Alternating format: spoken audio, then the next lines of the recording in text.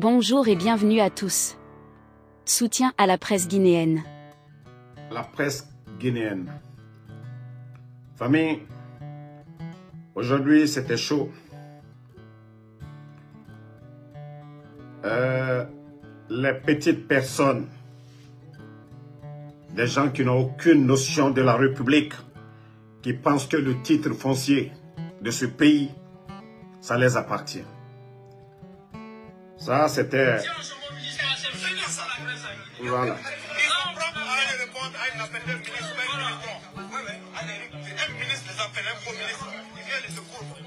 Partagez au maximum.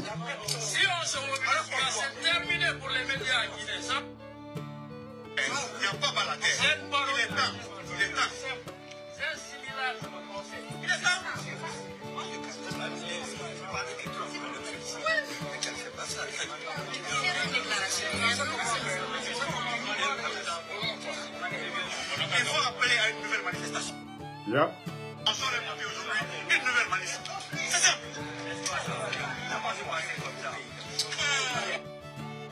Toutes les portes comprises, on proteste tous,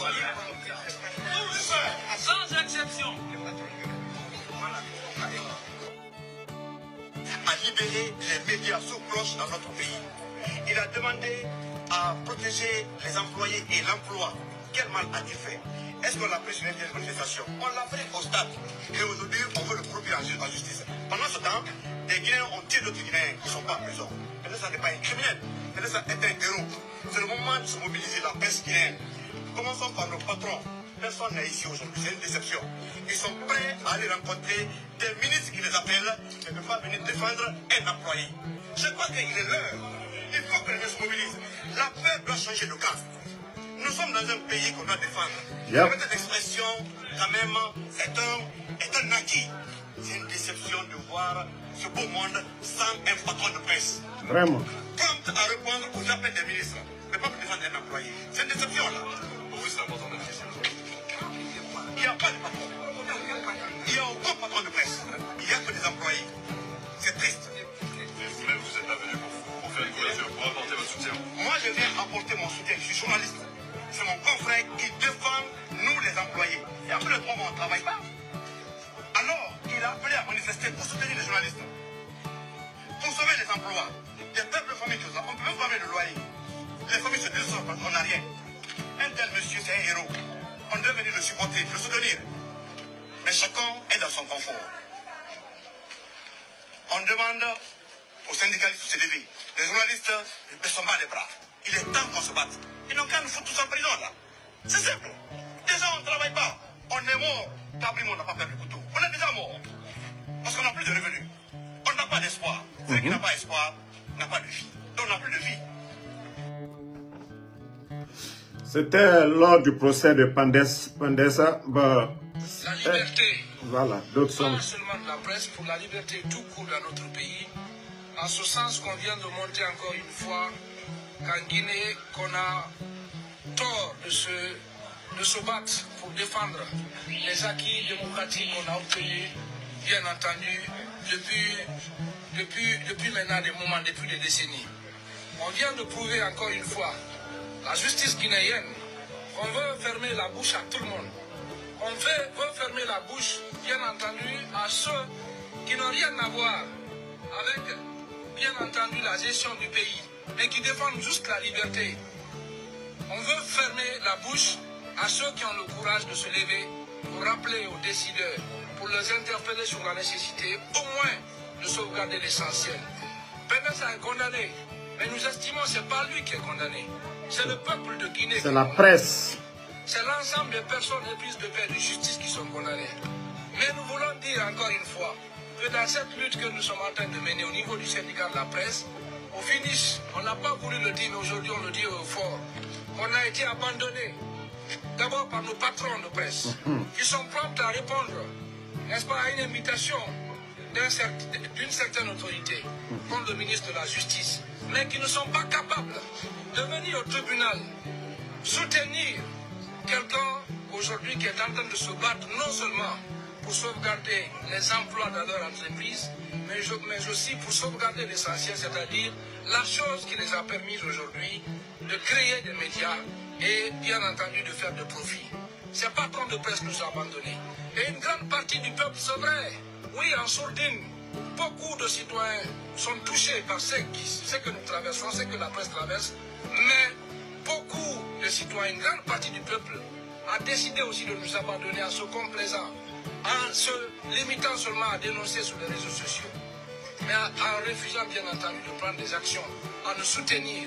Encore une fois, nous sommes un syndicat de la presse, nous sommes des journalistes, on n'est pas contre une transition. Je le réitère ici, on n'est pas contre le général Mamadi Doumbouya, on n'est pas contre le gouvernement. Tout ce qu'on a dit, c'est qu'on ne peut pas fermer une radio privée qui n'a rien fait, qui n'a porté atteinte à aucun principe, bien entendu, qui réside le fonctionnement du métier de journaliste dans notre pays. Des radios sont fermées depuis maintenant des mois. Des pères de famille qui sont obligés de rester à la maison. Des pères de famille aujourd'hui qui n'ont rien, bien entendu, à donner à leurs enfants pour se nourrir. Aujourd'hui, c'est les citoyens qui sont privés de l'accès le plus fondamental au droit à l'information. On a dit juste que nous sommes contre cela et nous sommes des pacifistes. C'est pourquoi dans un premier temps, on a décidé d'abord d'écrire et ensuite on a décidé de marcher pacifiquement devant l'une des institutions de ce pays, la haute autorité de la communication, qui a trahi l'ensemble du peuple de Guinée. Mais en retour, ce qu'on a eu, c'est les gaz lacrymogènes. C'est de la condamnation comme celle de peine de sang. C'est de l'intimidation. Ici, là où je suis arrêté, j'appelle l'ensemble des journalistes du pays, demain, à se retrouver à la maison de la presse à partir de 11 h pour entreprendre de nouvelles actions. S'ils veulent, si je dis ils, je ne parle pas du président de la transition.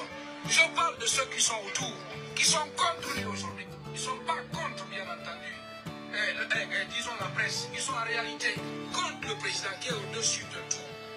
Mon frère, il ne faut pas tourner autour du pot. Vous avez bien commencé. C'est parce que vous caressez ces bandits, ces putschistes. Au temps du président Fakonde ici, les médias, qu'est-ce qu'ils n'ont pas dit ici?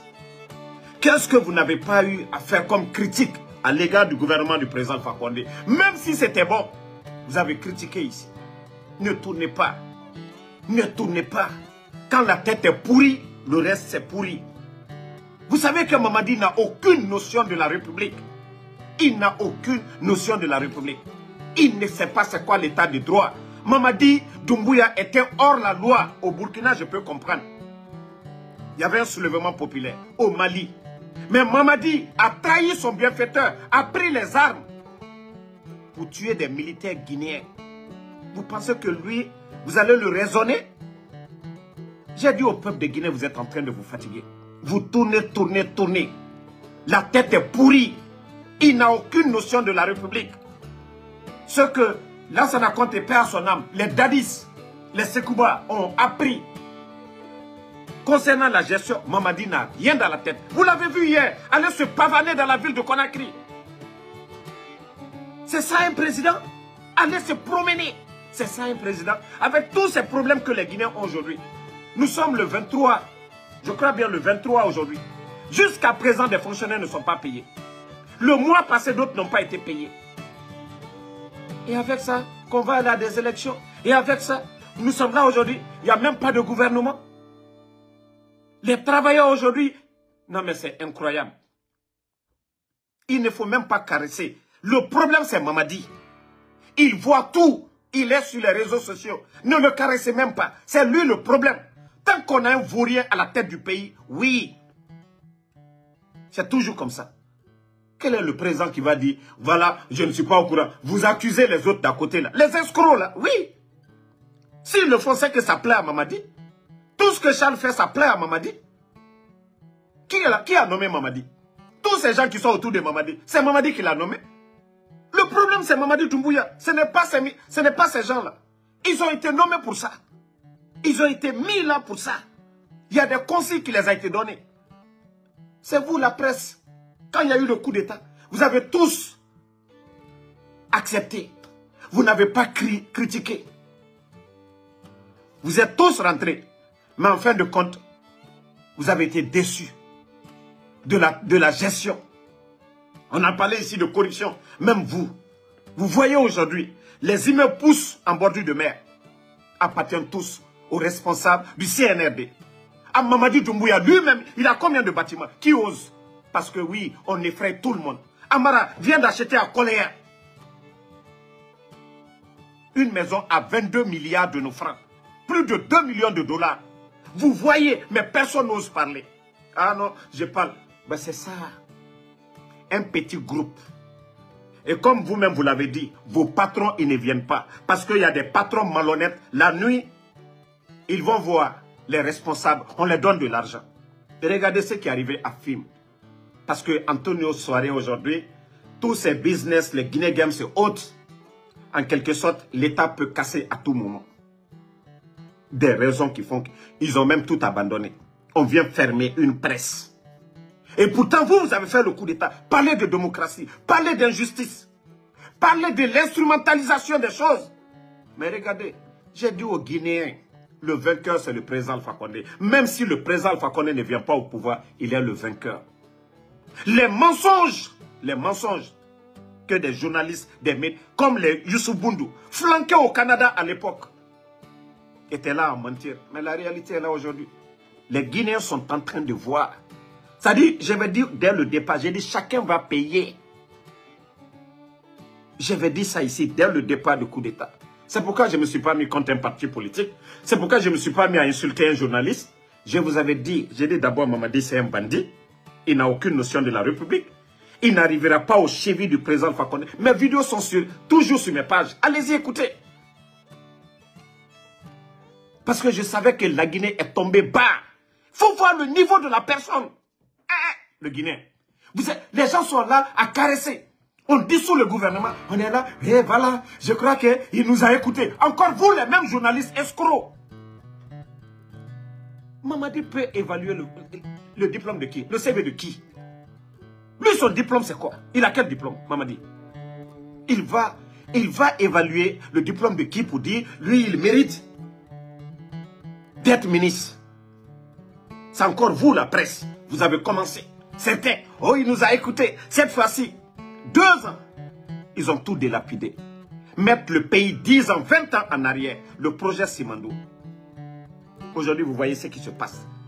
Des vauriens, des tokas, un ancien rappeur raté. Djiba Diakité, c'est lui qui pilote l'un des grands projets miniers aujourd'hui. L'avenir de la Guinée dépend de ça aussi. Mais c'est des vauriens comme ça, comme des Djiba, qui pilotent ça. Vous êtes assis, personne n'en parle. Et vous voyez aujourd'hui, 11 700 Guinéens qu'on a jetés. Si vous voyez que le banditisme aujourd'hui a pris de l'ampleur. 18 000 fonctionnaires. Ici, quand Mamadi est en train de nommer des personnes sans diplôme ici, c'est encore vous, la presse. Vous vous êtes mis ici. Oh, voilà, ils pensent à la jeunesse. Je vous ai dit ici, c'est du tape à l'œil. Mamadi n'a rien dans la tête, c'est ça la vérité. Si vous avez peur de dire, oui, moi, parce que je ne suis pas à côté des militaires, oui, nous, on n'a pas peur de dire, Mamadi est un vaurien. C'est ça la vérité. Malgré tous ces intellectuels, le problème, c'est que vous n'avez pas compris. C'est des totos, des tocards qui nous dirigent. Il faut comprendre cela. Tous ceux qui parlent à vos niveaux, vous dépassez ces vauriens-là. C'est des gens comme les Amara, les Bala qui vont nous diriger. Allah, la Guinée. Quand est-ce que vous allez comprendre le problème? Quand c'est des vauriens qui sont là, ils ne réfléchissent pas. Quand est-ce que vous allez comprendre? Je vous ai dit, tant que vous êtes là à caresser, ça fait l'affaire de Mamadi Doumbouya. Ils ne sont même pas nombreux. Il suffit d'être unis. On dit ce n'est pas, comme disait l'un des grands journalistes célèbres, paix à son âme, Norbert Zongo, il vous a dit, ce n'est pas l'action des hommes mauvais, mais le silence des hommes bons. Les patrons des médias qui ont peur aujourd'hui, qui ne pensent qu'à leur intérêt. Leur dignité, ils s'en foutent, c'est l'argent, ils ne veulent pas souffrir. Dans la vie, souvent, il y a des épreuves, il faut traverser, il faut accepter. Moi, Damaro, si je veux, j'ai tellement de dossiers, wallah, je peux tellement prendre de l'argent avec certains. J'ai tellement de dossiers, mais je dis, ça va me servir à quoi? Mais je laisse tout ça et voir demain. Mais comme vous ne voulez pas vraiment prendre vos responsabilités, vous organisez. Quand d'autres décident, d'autres sont hors jeu. Au moins que d'autres prennent la décision de faire face aux défis, il y a d'autres pendant ce temps, la nuit pour dire, nous sommes avec vous.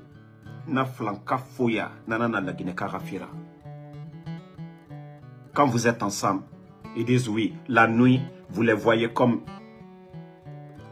l'histoire des messagers, la manière dont il y avait les nafigi, comment les nafigi faisaient. Oh ben c'est comme ça notre pays.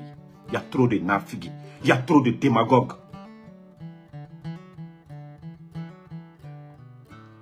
C'est eux qui sont venus ici, se flanquer le 5 septembre. On ne va pas répéter les erreurs du passé. Nanani, nanana. Ils se sont mis à raconter tous ces conneries. Mais le résultat, ça donne quoi? L'échec est total. Vraiment, du courage, Fandessa, du courage. En tout cas, bravo les journalistes qui ont osé parler aujourd'hui. Restez unis, solidaires.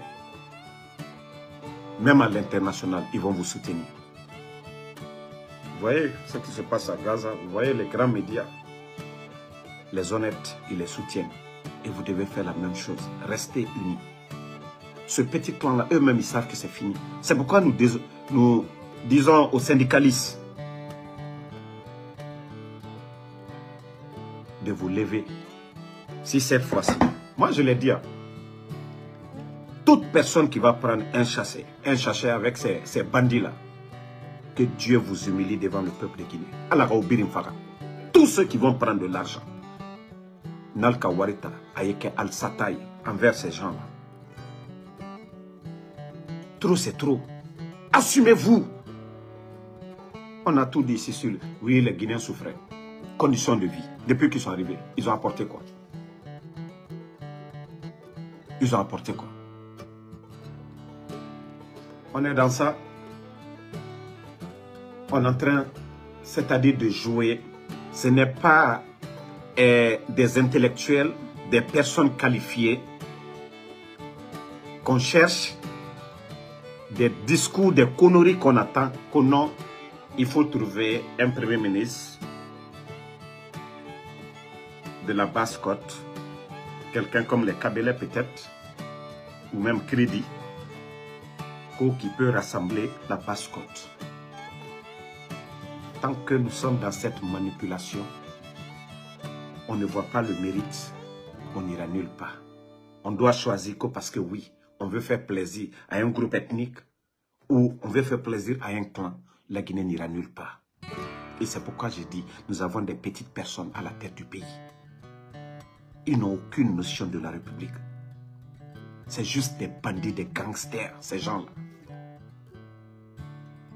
Mais quand est-ce les Guinéens, vous allez comprendre que vous avez affaire à des bandits, à des gangsters?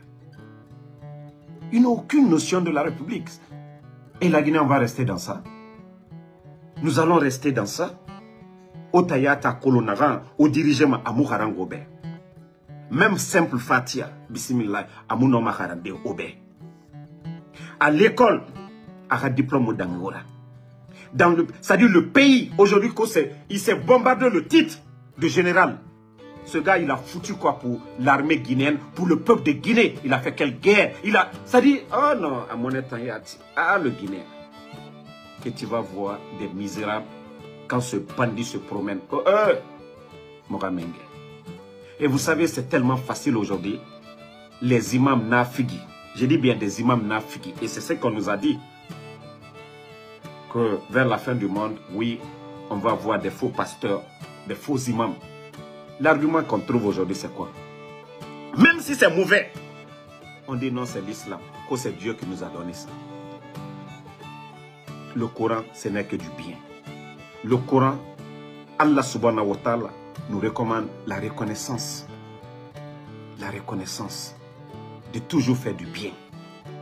Mais lorsque des criminels, des bandits sont en train de tuer les Guinéens, sont en train de faire souffrir les Guinéens, on utilise la religion pour endormir les consciences.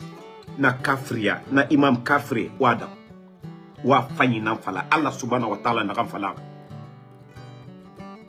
Que choisissez le meilleur d'entre vous. Mamadi n'en dira meilleur. Allah subhanahu wa ta'ala.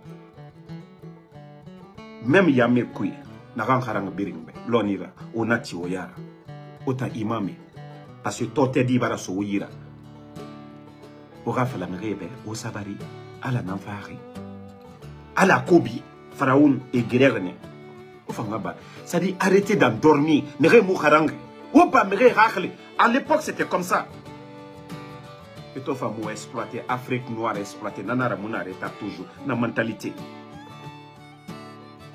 Na prêtre chrétien, nous n'en falama. Tu es né pauvre, tu vas mourir. Il faut accepter de mourir pauvre. Na mentalité. N'oubliez pas de vous abonner et d'activer la cloche de notification pour rester informé de nos prochaines vidéos. Restez à l'écoute pour les développements passionnants à venir.